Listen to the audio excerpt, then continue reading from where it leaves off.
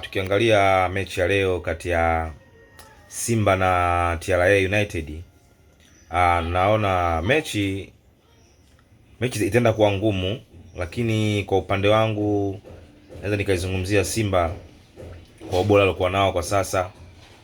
Ana wachezaji ambao kwa sasa muda wote wana hali ya kutaka ushindi, wa kutaka pointi tatu.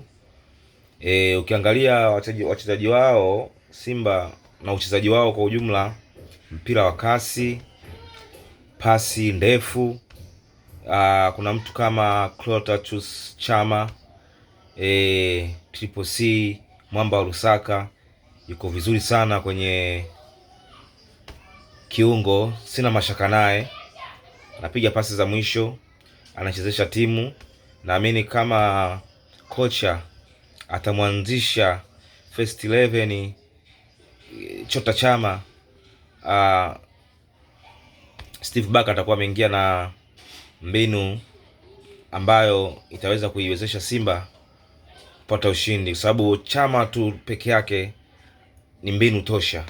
Anapokuwepo Chama ndani ya uwanja, basi baadhi ya timu pinzani inaweza kuwa makini sana kwa uchezaji wa Chama. Anavyojua pasi zake fupi, ana uwezo wa kupiga pasi ndefu, ingawa mikimbio yake ni mwendo wa slow, lakini naamini kabisa kwa pasi zake za kuwapitishia kina Innocent Yaura na ubora aliokuwa nao Innocent Yaura na ubora aliokuwa nao Luemba, ubora aliokuwa nao Gwe, ingawa pale mbele hawana forward, naamini kabisa kina Luemba endapo atapata nafasi kupitia kwa Chama, kupitia kwa Innocent Yaura, basi kuna kitu chochote kile kinaweza kikatokea na Simba inaweza ikaibuka na ushindi wa goli zaidi ya 2 kutokana na ubora waliokuwa nao Simba pale safu ya mbele.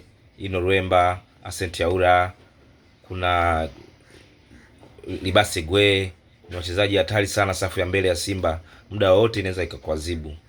Naamini kabisa Simba leo anaenda kuwa mshindi na kuondoka na pointi 3, ingawa TRA United watakuja kupambana na kuja kwa kutokuruhusu magoli, lakini inabidi waangalie sana safu ya Simba.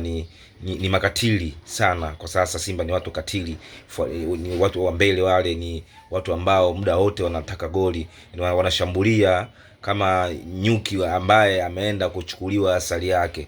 Naamini Simba anaenda kuibuka mshindi, ingawa TRA atakuja kwa kupambana zaidi, atakuja kwa kutotaka kuruhusu goli, atakuja naye kwa kushambulia, lakini kwa uwezo mmoja Simba wapo juu, TRA United wapo chini.